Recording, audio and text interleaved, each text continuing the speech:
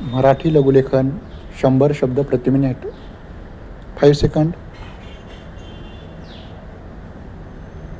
Start.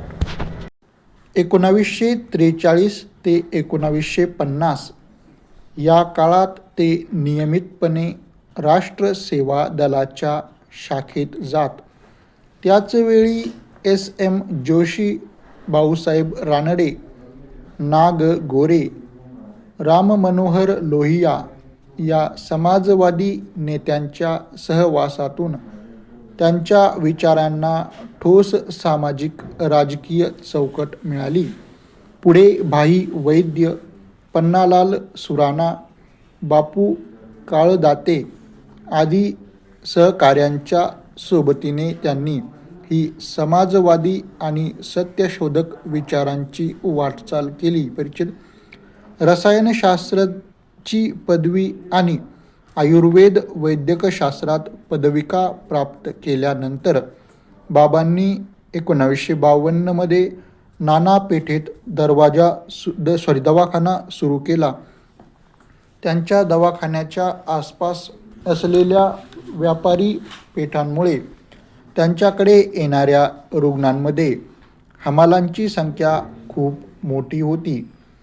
त्यांच्याशी बोलताना त्यांच्या शोषणाची आणि अन्यायाची जाणीव झाल्यानंतर बाबांनी फक्त रुग्णांचा नाही तर कष्टकरी समाजाचा डॉक्टर व्हायचे ठरवले.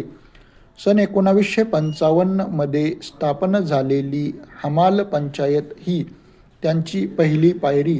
हमालांसाठी त्यांच्या सुरक्षेसाठी शासनाने कायदा करावा म्हणून बाबांच्या नेतृत्वाखाली तीव्र आंदोलने उभी राहिली.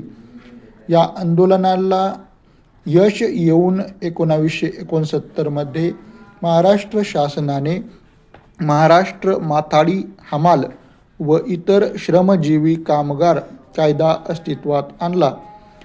कोणतेच हक्क आणि कामाची सुरक्षितता नसलेल्या हमालांना संघटित करून कायद्याद्वारे किमान सामाजिक सुरक्षा मिळवून देण्याचे ऐतिहासिक काम बाबांनी केले. परिचित. वैद्यकीय व्यवसाय सोडून पूर्ण वेळ सामाजिक कामात उतरल्यानंतर बाबांनी अनेक आंदोलने केली.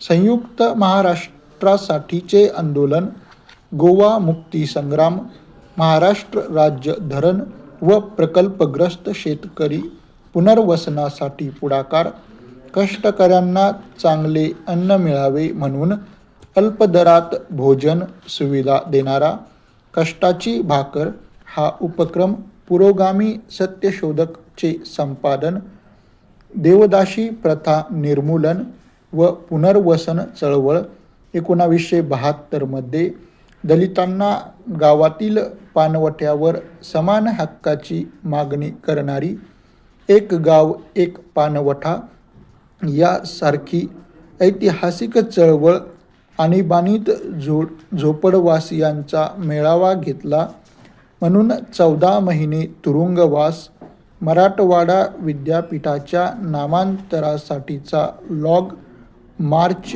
महात्मा फुले समता प्रतिष्ठान व राष्ट्रीय एकात्मता परिषदेची स्थापना, सामाजिक क्षेत्रात कार्य करणाऱ्या कार्यकर्त्यांना आर्थिक सहाय्य मिळवून देण्यासाठी सामाजिक कृतज्ञता निधी, भिवंडी दंगलग्रस्त, ओडिसा वादळग्रस्त, मराठवाडा भूकंपग्रस्त यांच्यासाठी मदत निधी अशी अनेकानेक कामे बाबांच्या नेतृत्वाखाली झाली.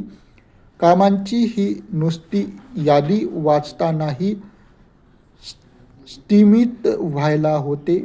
बाबा तर हे प्रत्यक्ष जगले.